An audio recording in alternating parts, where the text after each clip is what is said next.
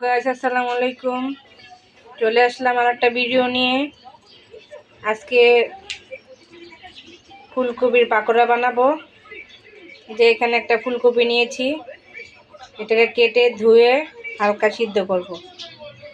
আমার ফুলকপিগুলো কাটা শেষ, এখন এগুলো সিদ্ধ করব, হালকা করে সিদ্ধ করব।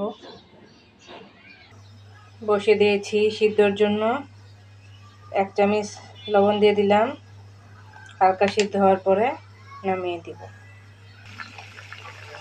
ফুলকপিগুলো সিদ্ধ হয়ে গেছে, এখন নামিয়ে দিব। বেসন নিয়েছি, বেসনটা এখন ব্যাটার বানাবো। এখানে নিয়েছি একটা ডিম, এখানে কিছু মশলা, হলুদ আধা চামচ, ধনিয়ার গুঁড়া আধা চামচ, মরিচের গুঁড়া, লবণ, আদা রসুন, এগুলো দিয়ে এখন ব্যাটারটা তৈরি করব। এখন মশলাগুলো সব দিয়ে দিব।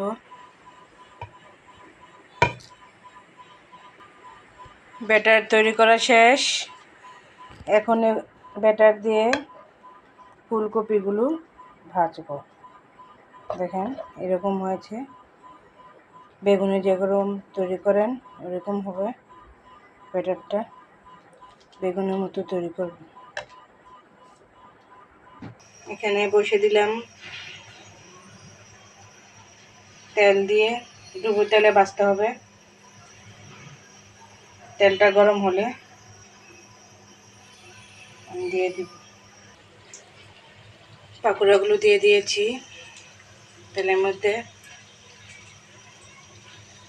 এভাবে আমি সবগুলো পাকোড়া ভেজে নিব। এক পাশ হয়ে গেছে, এখন উল্টে দিব।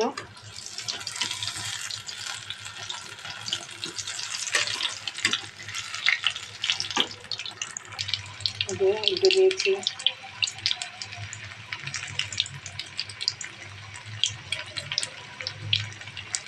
পাকোড়াগুলো ভাজা শেষ, এখন নামিয়ে দিব। নামিয়েছি, দেখেন কি সুন্দর হয়েছে। বাকিগুলো ভেজে নিব।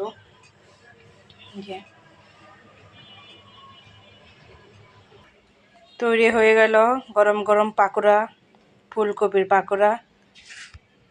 সস দিয়ে খাওয়ানো হবে।